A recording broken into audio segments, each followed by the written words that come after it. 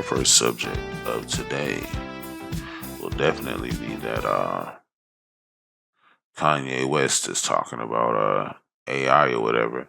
Now this is the use that I'm not really too fond of because Kanye is kind of referring to AI as the new sampling, and me being somebody who used to do a lot of music and stuff like that.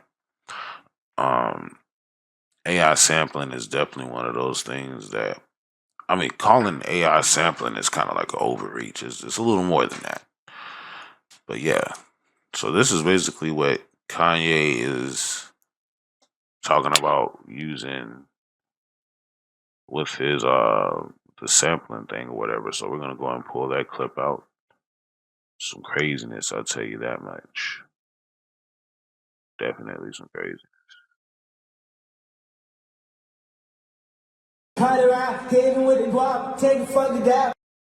Change his voice to my voice.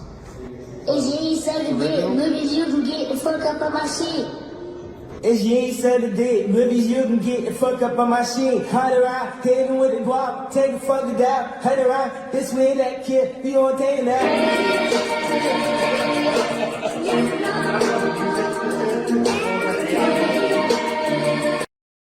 I don't know if this is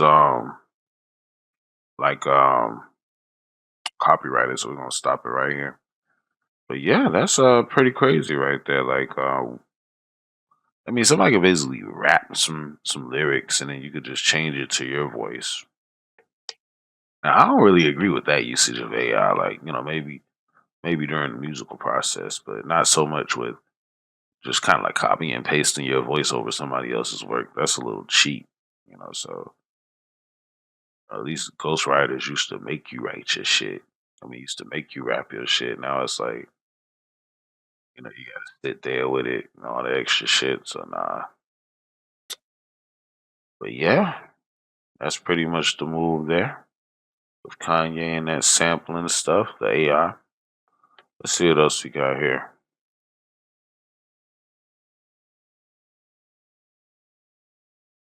Now this one was interesting. There's been a lot of talk about Big Meech, pretty much like snitching and stuff like that, and I don't know how to feel about it. It's I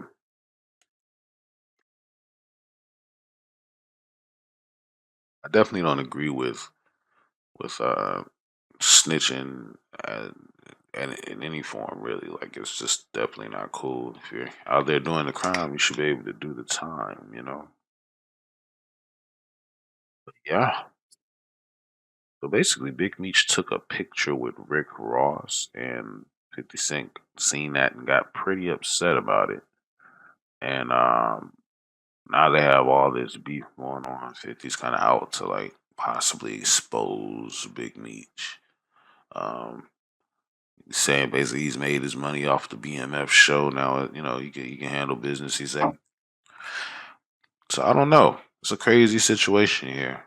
But let's have at least a little bit of a look at a call from Blue Da Vinci about how Big Meech cooperated against him to get less time. This is from Capone News. So Cam Capone News. Make sure you guys shoot Cam Capone News a follow. We'll go ahead and get it on over here. Yeah. Cam Capone News. Shoot that channel a follow. Let's go ahead and play this video. So yeah, I got Cuffy right here, man, St. Louis legend. You know what I'm saying? And I know people heard me speak about Meech's paperwork situation with the last interview that we had, and a lot of people had a lot of stuff to say. They don't believe it, Blue's hating. You know what I'm saying? And when I went back and I looked at everything, I was like, you know what, bro? It's only right and only one way to really do it. Only one way to really do it and just let Dog speak for itself. So I wanted him to call in, and this is him calling in during the interview. Go ahead, Cuff, man. You can introduce yourself and take the flow. Blue, my nigga, what's up, man? Yes, sir. Hey, a lot of people, man, is thinking that this thing is made up or this thing is fake or that I have an axe to grind. You feel me? Right. But I'm in here with a 27-year sentence based on Demetrius Flannery, as you all know as Big Meech, and Tammy Collins, known in the paperwork as CS1. Right. Confidential source 1. So what Big Meech did was call a third-party cooperation. So Tammy Collins signed up to be a DEA informant to give Demetrius Flannery a time cut, plain and simple. Right. So what I gather from this is that this is according to the person that Big Meech snitched on, is basically that they did a third party cooperator with somebody named Tammy, and he was basically giving Tammy information for Tammy to give the feds. So he was giving Tammy the person who was in communication with Big Meech. Big Meech was giving them information, and they was giving that to the feds. So that's basically what was just said here. Let's go and see what else is going on. Okay, so can you break down the story? Like, how do you know this? And how'd you come upon this information? how do you know? How do you came upon this information though? We were rewarded what's called a Franks hearing. It's based on a case called U.S. versus Frank. So I would implore your listeners to look the case up. And what a Franks hearing entails is that you're able to cross-examine your accusers, meaning government agents, meaning informants, and so on and so forth, just like a regular trial. So this was testified in court. Period. Point blank. This was testified in court that I became a government informant to give Demetrius Flannery a time cut. That's what was said on the stand, bro. The lady became a government informant to give Demetrius Flannery a time cut. But I think And once again, Demetrius Flannery is Big Meech. So Tammy Wiggins became an informant to give Demetrius Flannery, Big Meech, a time cut. Now that's pretty rough right there. Like, once again, like, when you do the crime, you should do the time. And if nobody else got caught, you shouldn't be trying to drag others down. Just take up for what you did, and that's all you can do. Own up to what you did, be a man about it, and take the crime to do the time. Because you would have took the benefit for doing the crime. I think it's just it's definitely not cool. I never really watched BMF. I was going to watch BMF, but never got around to it. So we might check it out later. You know what I mean? I don't know. I might check it out later, see how I feel about it. But yeah, this is pretty rough right here. I think people would ask a question of this though. This is what I got hit with a lot is, all right, then if he did it to get a time cut, then how come he still did all that time in jail? Well, what they don't understand is that he never received the time cut because what came out was that she had an illicit sexual relationship with Special Agent Keith Cromer. Special So Agent Keith DA Cromer. handler. But her first DA handler was the guy, as you should know, Blue, who wrote the BMF indictment, Special Right. Agent Jack Harvey. Special Agent Jack Harvey is the person that locked us all up, who was also the person that locked up Terry White, which was her first case as a DEA agent. And then So yeah, this is getting pretty crazy. Like, so she ended up doing stuff with the person that she struck the deal up with. So that's why all the information, everything was just off the table when they found out about that. So that's how Big Meech did not end up getting out early. But it was an attempt to get out early. So I think this plays into him getting out early now. Maybe he had a successful attempt. So let's go ahead and check out some more stuff here. he retired. He retired after he got them 60 years. Yeah, he retired, and then her handler became a brother by the name of Keith Cromer, Special Agent Keith Cromer, who was also fired behind this particular case.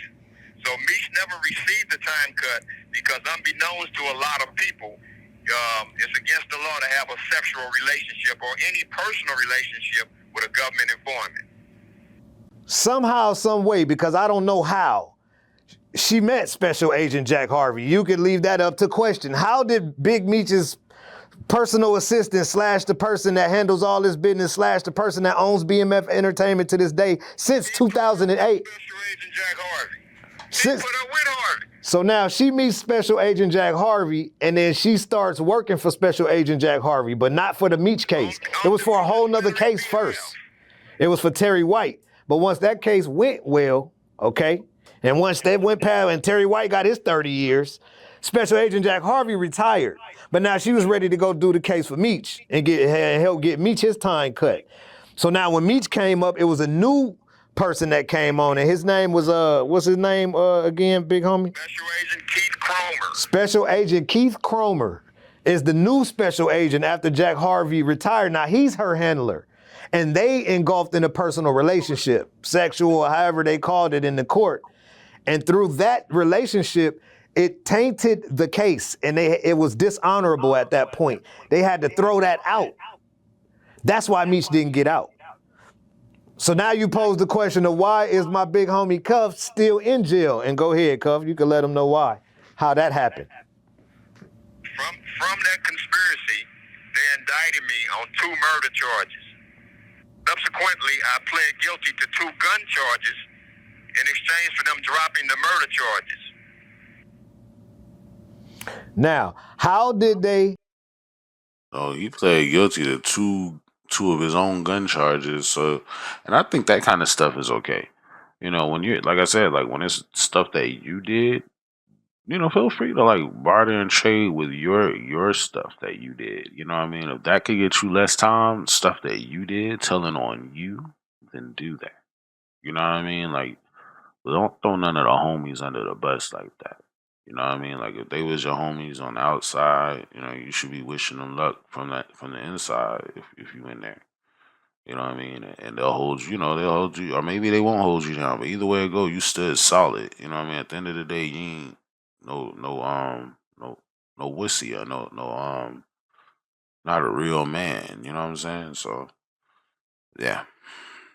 Anyway, like I don't know if I could really stand to hear more about this at this point. You know, it's just like it's just sad when the homies turn on the homies like that. You can't do that, man. Yeah. Anyway, the next one kind of shook me up a little bit. You don't want to be sitting there like snitching on the homies and shit, man. What's wrong with you, man? So I don't do crime. You know what I mean? You gotta be an upstanding citizen. You can't be out here doing crime and not try to do the time if you get caught. So yeah, craziness. We're gonna go ahead and move on to the next subject. So it's been pretty crazy here with how the world's been rocked by the news of Papoose and Remy Ma not really being the dream couple we all thought they once were. And that says a lot about idols and stuff like that. Like, people are people too, so that doesn't make them any less of people or less of human beings or anything like that. They could fall victim to things that anybody can fall victim to. Everybody gets weak. Everybody has moments to where they fuck up in a relationship, and it's all about how you bounce back from the moments. That's what I think really makes the character of a person. If you're bouncing back from the moments in a great way, then you're doing great things. But yeah, so basically, Remy Ma was talking to this dude that was part of her battle rap scene thing. His name was Easy the Block Captain, and I'm just like, the Block Captain. And I'm just one of those guys. It's just like, when I hear stuff like that, it's like, what are you talking about? What is a block captain? How are you captain of the block? But anyway, she started dealing with him after dealing with that legendary Papoose. And Papoose went and started dealing with like this really great boxer lady who has this movie getting ready to come out, Clarissa Shields. So, I guess there's a happy ending for everybody. My thing is, Papoose better not cheat on this one because, you know what I mean, Shawty might like fuck him up. Shawty might like fuck him up. So let's have a look, see here. As we can see, we have Clarissa Shields right here. This lovely lady is the one who is now talking to Papoose. As you can see, she does have the deodorant marks underneath her arm. I mean, she is fresh and clean. She is trying to keep it fresh and clean, everybody. So we can't be mad about somebody trying to be fresh and clean. And them arms are fucking huge. Like, look at that shoulder to bicep ratio right there. Like, if we were to just zoom in on that, let me see if we can do that. Just a little zoom in on the shoulder to bicep ratio right here. Look at that. Wow. That'll rock your head. Let me see. Boxer. This is from Media Takeout, by the way. I'm gonna definitely try to cite my sources here. This is from Media Takeout. Media Takeout reports boxer Clarissa Shields opened up about her relationship with rapper Papoose and admitted that she is in love with him. Love is a very, very serious thing to say. You know, I'm almost kind of doubtful that this has been going on long enough for love to be something that should be brought up on such a public level. Wonder how old Clarissa Shields is. We'll have to look into that and do some research. But here's a quote from her. His support is very different than what I had in the past. She said of her rapper boyfriend, how he speaks to me and stuff is very different. We deserve each other. Wow. That's really sweet. You gotta love to hear it sometimes. Because when people say stuff like that, it is definitely a cool thing. Clarissa's relationship with Papoose was exposed by his estranged wife, Remy Ma, last year.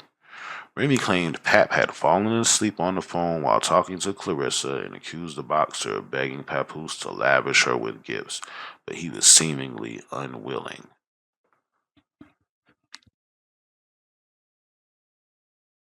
So yeah, like she was trying to get him to spend the bag. You know what I mean? Apparently, she's thinking Papoose got some money from all them albums he dropped. And she was expecting Papoose to spin the bag, and he wasn't trying to. Then he fell asleep on the phone. Remy Ma come in and she catch this girl on the phone with him. Probably pick up the phone and everything, just like hello, and it's like she's like hello, and it's like whoa. So yeah, that's crazy. Um, I'm happy to love somebody who's. This is another quote. I'm happy to love somebody who's ready to love somebody back. He is such a sweetheart. Clarissa said, later adding, he's definitely a sweetheart, but he deserves the best, and I am the best. Clarissa explains why she initially wanted to keep the relationship on the low. So let's see. I wanted to keep them all to myself. I don't mind people knowing we are together, but I like to enjoy us together without the eyes of people having to judge. Well, that's sweet. I'm glad that everybody's finding love in this situation because it was looking real grim for Papoose for a little bit. But good job, Papoose. Welcome back. Welcome back.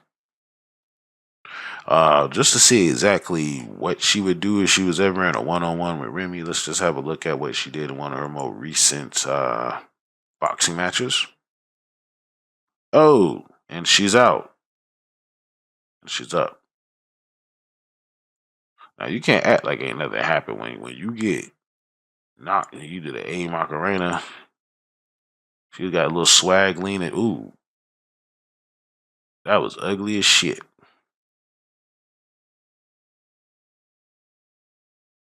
So the bell went off and everything. So she was pretty lucky to be saved by the bell, but she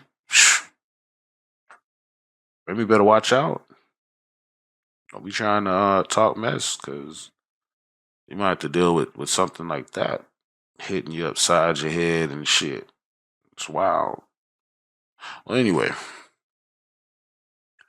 that is that subject covered. So let's see.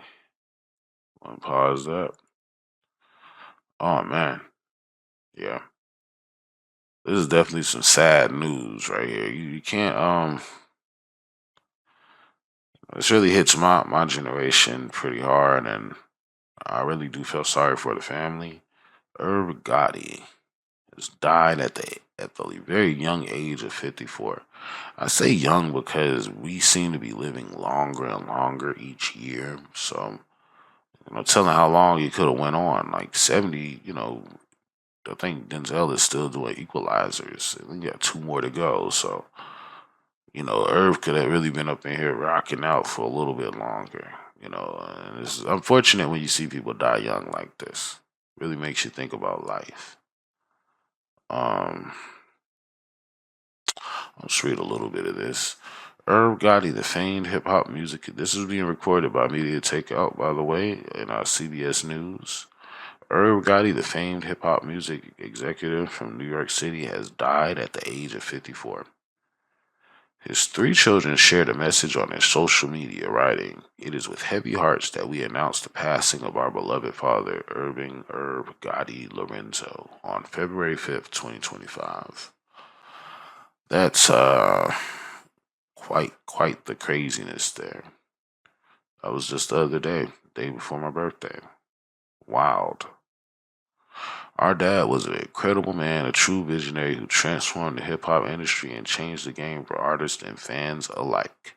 His passion for music and dedication to his craft inspired many, and his contributions will continue to influence future generations," the statement continued. Yeah, this is sad when you see stuff like this, yo. So R.I.P. to Irv Gotti. My condolences go out to his family. He's definitely a legend, man. Like, totally painted my childhood and teenage years. I definitely tried to flow to a few of those beats back in the day when I was trying to rap. Ja Rule had the "It's Murder," whatever the fuck he was doing back then. The singing and stuff. So dope shit from him. I appreciate all the dopeness, Irv Gotti, and thank you for being a legend, man. Let's see what else we got.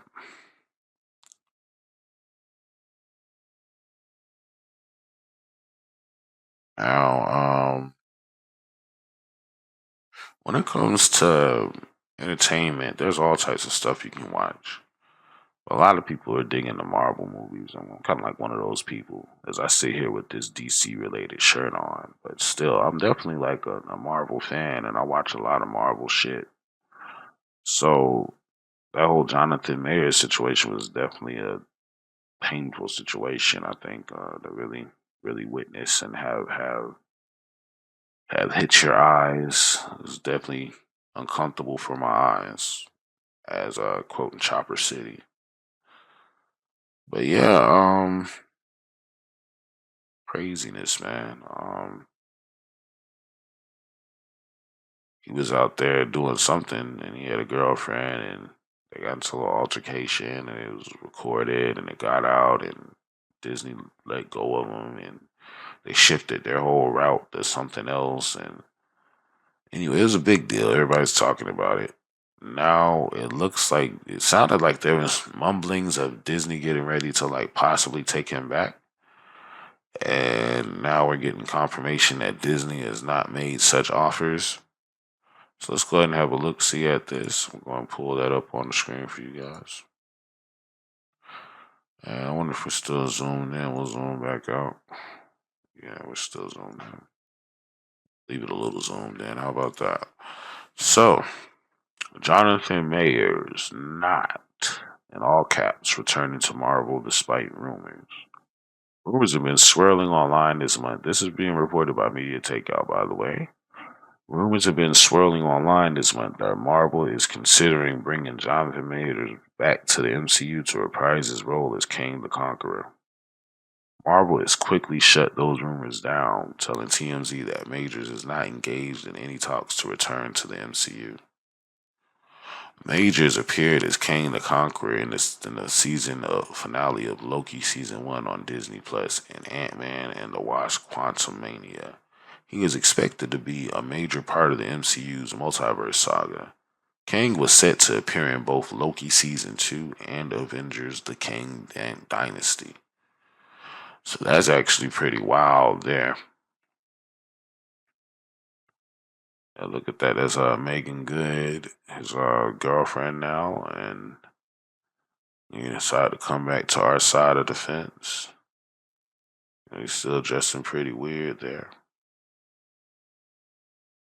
Megan and Jonathan Mayers attend the Forever premiere presented by Terry McMillan at DJ Com. I wonder what is that? What is Forever? Is that a movie he's in? Well, yeah, this is where they talk about what I was trying to tell you guys about. Mayers was arrested in New York City for allegedly beating up his then girlfriend, Grace Jabari. While Jonathan has maintained his innocence, he was found guilty and was quickly dropped by the film studio.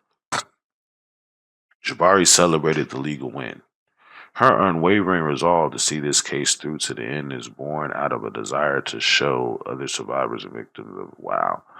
So yeah, I mean, and not to just downplay the whole thing, but I do remember hearing some reports of her being in his closet or something like that when he woke up the next morning. I don't know if they lived together. I don't know. But yeah, and then he was talking real spicy. Like whenever you get that cocky and it gets out, nobody's gonna like that. So yeah. Well, that's sad. Hopefully you can bounce back and have a career again, man. You know, you got Megan good at least, so at least you didn't lose everything, bro. On to the next subject. All right. Megan Fox and Machine Gun Kelly done for good. Now, this is interesting. I had no idea that they were having any issues of any sort. I'm actually a pretty big fan of the couple. And a fan of Megan Fox. She's like really, really hot. But there's a lot of like a great actress as well, not just, let's not just fixate on one thing about her.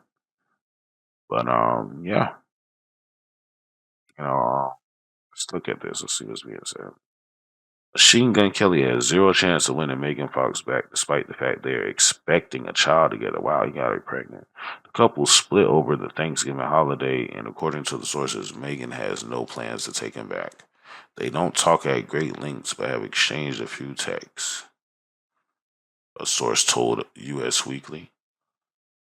Megan still wants MGK to be a part of the child's life, but that is all. She doesn't want to be in a relationship with him. The insider continued. MGK wants to get back together with Megan, but she's told him she is done for good. Wow. So yeah, here's a picture of MGK with I'm not sure who this is, but they're in a picture together. The couple were spending things together when Megan reportedly went through his phone and found some things she did not like. Oh man. That's why I don't go through phones. That's you find things you don't like. And when she confronted him, he exploded and left the home, leaving her alone. Megan denies MGK cheated, but sources claims that she suspected that he was intimate with somebody else. MGK has not spoken publicly about the split. So my thing is, let's go back up a little bit. How are you talking to Megan Fox? Now, just to kind of give this a little more levity, a little more levity here. Let's really talk about this. Let's really flesh this out. So, I'll show you guys.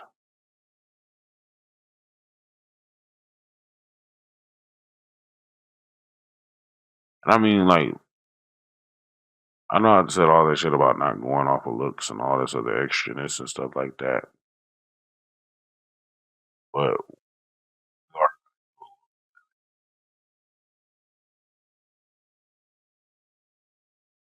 let's have a look. See here. This is Megan Fox. It's incredibly hot, just historically hot. She's just been a bombshell her whole career.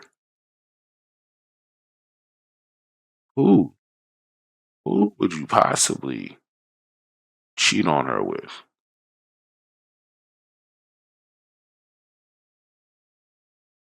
Want to be her? And I'm just saying, I'm not trying to really. It's just it goes all into saying like you need to really appreciate what you have as a man. Sometimes like you get on because it's always around, and that's not the case, man. Wake up every day and treat her like a queen. I'm sure this was part of the time they was in love. He was out here looking like a starburst pimp, and she was looking like a fancy girl. It's all really, it's a real nice aesthetic. And they even had like they was engaged in rings and she was supposed to remove her ring. It was gonna leave a scratch on her finger and stuff. I mean, it's just outright crazy that this even happened, So, yeah, hate to see it. You hate to see it. Hate to see it. It's like they were a good couple. Anyway, we'll be moving on to the next thing. Hopefully, I wish them the best in life, and hopefully they get everything.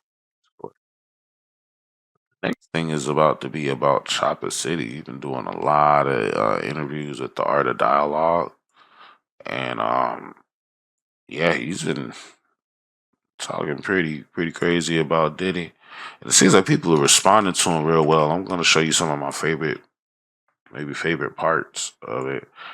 But he was talking about how I know on the last pod we talked about how Sarah came out talking about how she was touched by Diddy inappropriately. According to Chopper, she was doing a lot more than being touched inappropriately. Let's go ahead and have a look, see at what Chopper said about what was going on.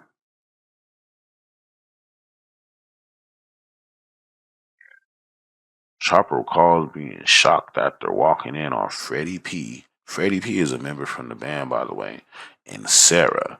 He said, "My view on married women changed." Now, I think we could kind of maybe react. We might have time to react to this because he kind of moving through the subjects pretty fast. So let's really just dig into to this Chopper and Sarah situation, and maybe we'll do.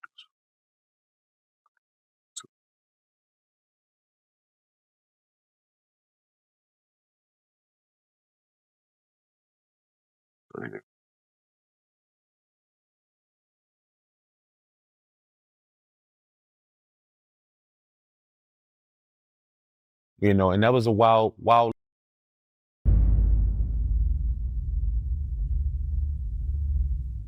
And I don't know if this is true. This is something I heard behind the scenes. So, but I heard Sarah she was messing around with Freddie P. Yeah, she did. Fred definitely knocked it down for sure. But that's how it all started, though. You heard me? That's how it all started, bro. It started with Fred knocking it down. That's when I looked at Sarah like a totally different type of woman. Because in my mind, growing up, you heard me? I thought like the married people were like 100 forever together. You dig? And Sarah, low key, high key, triple key, changed my perception of how I see women. That's kind of crazy to say. Like she literally changed his perception of how he see women. Like he saw women one way with respect, and thought all women were loyal, and now he's like on his Chris Brown shit. Like these hoes ain't loyal because you see how they get down. That's crazy. Let's have a look at it. You dig? And I hate to say that, yeah, but changed my whole perception, because I remember Fred, you dig, and Fred, don't judge me, baby. You know I love you, but Chop gonna keep it real. And that was a wild life we had at that moment. So keeping it real and telling the history of our life, our journey is dope to me. So I'm going to say it. Fred was like, Chop. He's like, sit it, sit it. I Sarah. I said, no, you didn't, bitch. He said, yes, I did. Nigga. I said, no, you didn't. He was like, I did. Sarah. No, you didn't, bitch. No, you didn't. You gotta love the energy he's putting behind it. It's funny. It's just some funny stuff happening here. So it's good. said, how much you want to bet you ain't Sarah? He said, I'll bet my show money. And that's how me and Fred used to get down. Our bets used to be the show money with each other. So he was like, let's bet the show money. So I was like, all right, cool. So the next city we went to, you heard me, the deal was this here. Fred was going to lead a latch. He lead a latch so it could be compatible with the door so I can be able to walk in. And if I walk in and see it, I lost the bet. And basically that's exactly what happened. We went to another city. We was actually in New York City, and we was standing in a hotel. And Fred texted me, and back in the G, it used to be sidekicks. Remember sidekicks? Yeah, I remember them. Yeah. Yeah. Fred hit me on my yeah. Oh man. Yeah, now y'all know about them saldo, y'all know about them sidekicks. So man, back in my day, we used to have like the fire's phones, man. Like they wasn't these little black bricks and shit that y'all got these days. Like used to have like some shit. See if I can pull one up for you guys. Like you gotta see this shit. If you ain't never seen one before, you gotta see it right now, man. This is the flyest shit ever. I used to love having well, I never actually owned one myself, but I used to love looking at people have one. I always wanted one. You know, I might even it's so cool I would rock one in 2025, yeah. Like you see. Can't find a good image of it. Oh man, we got all types of images over here. Yeah, let me get this up on the screen for y'all. Y'all gotta see this. So yeah, all these different images, yo. Look at this. Clean right there, man. Look at that trackball. That trackball used to light up when you get a call. This was really like the first smartphone, to be honest. Cause you know, it had its own little interface and shit. For sending messages, it looked real premium. You got that keyboard right there. It starts off flipping up. Like this will flip down that way and cover up the keyboard, and then you just flip it and it opens up. You see how I got that close thing right there? That's because you're supposed to close it back up over the keyboard. So this was really cool. This was the I think this was the first one. So yeah, like that's what it looked like. Yeah, this is a real good picture of it. So I don't know, man. Like I really enjoyed this time because I had what type of phone I had? A Nokia flip. I used to be real good on the Nokias. I had so many of their phone. I done had this phone before. I done had what phone I done had? I had that same phone. I had a Motorola Razor. I think they done remade those. Yeah, it looks like they did. But yeah, phones used to be cool. Like, look at that. They call that the Motorola Razor. Back in the day, used to have just hang up phone. Your phone was lucky to have a camera back then. So yeah, to see a chopper get excited about that was wild, you know. But we'll go ahead and get back to what he was saying, though. Yeah. And that was the you hear me? But Fred hit me on the sidekick and was like, Nick, I'm in the room. Come on, I left the latch open for you. So I'm excited. It's a wild thing to tell somebody in a text, like, yo, like, I left the latch open. I'm convinced her to get it in, and now we about to get it in, and then you can walk in on it and see it for yourself. Like, that's some weird shit. But you gotta remember, like, Chopper, I don't know if you guys know this, but Chopper City, he was using a fake ID when he was part of the band, and he was actually 15 years old. So you gotta imagine a little 15, 16-year-old boy just like, yeah, I wanna see it. I wanna see it. You know, he's trying to see it. Who wouldn't be trying to see it? You know what I mean? I ain't gonna count with you, brother. I'm excited. You did, because I always wanted to see Sarah naked. I'm sorry, I did. So I'm coming over there. I'm creeping. You did. I'm creeping and excited. I can't wait. I open the door. I come creeping through the door. I turn right. You dig? I pass the bathroom. You heard me? I go right. Sarah tearing this nigga up, son. I'm talking about fucking the shit out of Fred. And Fred, she riding Fred, and Fred looking at me, and he's sucking his dumb as shit. I was joked out, son. You heard me? And then Sarah, I made a mistake and walked backwards. And that's how you know he's telling the truth. Because I've seen an interview where Fred was talking about how he suck his thumb and he be having to be extra gangster because he don't need people thinking he's sweet or you know not gangster. So yeah, it's one of those things, man, to where like Sarah's really that thought box. Was you dig? And when I walked backwards, it was probably some M&Ms, you heard me, or some Skittles, you dig? And I Oh, made a you got to mistake hear and this stepped on part. some M&Ms, you heard me? And then Sarah, I made a mistake and walked backwards, you dig? And when I walked You got to backwards, hear it this was part. probably a shit out of Fred. And Fred, she riding Fred, and Fred looking at me, and he's sucking his dumb as shit. I was joked out, son, you heard me? And then Sarah, I made a mistake and walked backwards, you dig? And when I walked backwards, it was probably some M&Ms, you heard me, or some Skittles, you dig? And I made a mistake and stepped on it. And Sarah looked back and jumped off Fred. Was like, oh my God, you know, and crying by the wall and I'm like, Sarah, say, bro, it's all gravy. I don't care. I was like, I already know She said, you already knew? I said, yes. Fred said he already done it before. Fred, you running your mouth and blah, blah, blah, blah. But yeah, Fred used to knock Sarah ass down for sure. Yeah, Fred used to the shot of Sarah. No doubt about it. Tell her ass up. Fred loves Sarah, dog. He used to love Sarah. Facts. Why they didn't make it official? Because Sarah was married. How you gonna make something official and you got a family to go home to? You dig? And her husband would have gone and tried to kill her. He would have found that out. But we kept that a secret a long time around there. We did as long as we could. You heard me? But everybody know Fred was knocking it down. Believe that. Facts. But Fred, what really happened though, Fred started feeling the way. You know, when Diddy started knocking it down, Fred was just Fred. The thought box, man. Like first person that had it was Fred, man. And she decided to go for the big boss. So I don't know, man. It's a thought box. Fred wasn't feeling that shit. He gonna say he don't remember when Diddy knocking it down and started feeling away, but he was knocking it down, and Fred started feeling away. So that was enough. That was the end of the Fred and Sarah era, you know, when Diddy started just fucking her. Facts. So when Sarah and Freddie P was messing around, I remember on Making a Band, her husband, he used to come on the show. What's the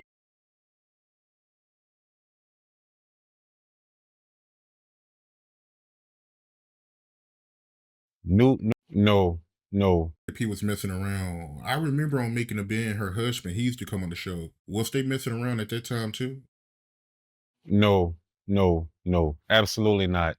Um, I think in my opinion, I think her husband knew what was down with Sarah as a person. So I think that he was trying to protect her. You dig? Protect her from embarrassing herself. And that's just my opinion. You dig? He was trying to protect her from embarrassing herself. So Sarah's out there wilding. He said, Chopper said basically the husband already knew how she got down. Already knew this. It wasn't news to the husband. The husband was just out there trying to make sure things didn't go too crazy. And I don't know if y'all remember the episode with the husband on there and making the band, but that was a wild episode. He was all over them, just like, yo, why y'all doing this? Why? It was clearly played up, but I was still just like, why is he up there? Anyway, Which eventually ended up happening anyway, because the more that he wasn't around is the more she started doing her. Because I'm starting to feel like, nah, she was probably trying to run from him. You dig? So when he wasn't able to be in control on making the band like how he's normally in control, obviously in her life, you know, she was running like a free slave, and she was cutting the fuck up because obviously she must hated her life back then. But in my opinion, I think, just my opinion, and I don't do no capping, you dig? I think that her husband at that time, he done everything right for her, you know, laced her up. He took care of her. You know, Sarah didn't come into the band struggling, you know. She came into the band with money. Sarah already had buku money. And, you know, they whole little wiggle, they had money. So Sarah ain't have a worry in the world. And I think that he was just trying to protect her from embarrassing herself, which she ended up doing anyway. So yeah, that's what happened. The more they got Sarah husband away from him was the most Sarah was able to kind of thought out a little bit. You hear me? Facts though. That's just my opinion. Say, bro, after I seen Sarah do all that there, I couldn't look at women the same way. And that sucks. But it just made me look like, damn, even the married women be out here cutting up. And that maybe it did traumatize me. Mind you, I was a young. you needed that traumatization because women do be out here fucking up, man. You gotta be a certain type of dude to hold a woman down. You know what I mean? Like otherwise, they're gonna be just running amok on you, and it's intolerable. So at the end of the day, you know, and that sounded kind of sexist. I'm sorry, but you know, running amok. I mean, like just doing what they want. You know, and that's what Sarah was doing. Sarah was doing what she wants. She was married, mind you, had kids at home, and you out here being a little thought pocket. So that's a you know, they had nerve to be trying to say Diddy Diddy touched her inappropriately when, you know, you was trying to get piped down by Diddy. So I don't know. You guys for yourself, check it out for yourself. These Chopper Art of Dialogue shits. Also the Freddie P interviews are actually pretty good. Like I would suggest checking those out. The Chopper shits are good for a good laugh. Like Chopper really be just having me cracking the fuck up. Like I don't know what would make him say half the shit he be saying, but that shit's fucking hilarious. It's just the best. So you guys need to check all that out. What else we got here?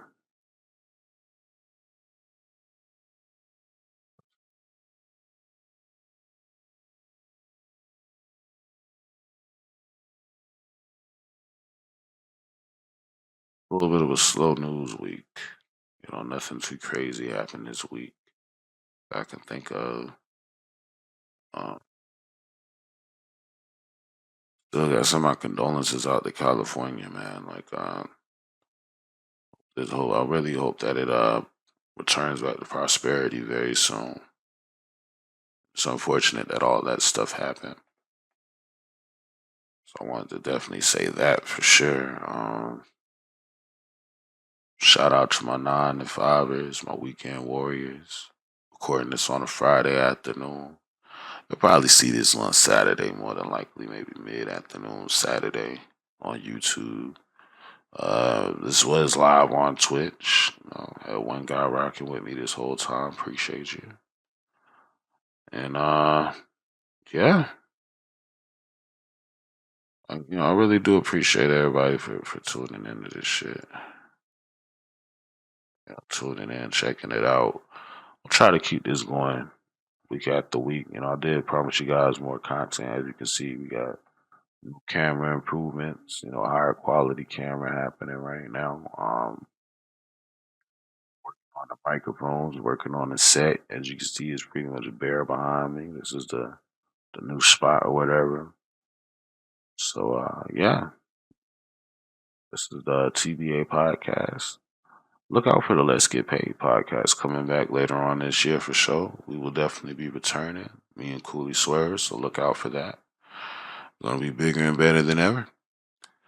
So I do appreciate you for checking this out. Thank you for hanging with me. You could have been anywhere in the world, but you decided to be here with King Chemo. And for that, that makes you royalty. Holla at your boy. I'm out.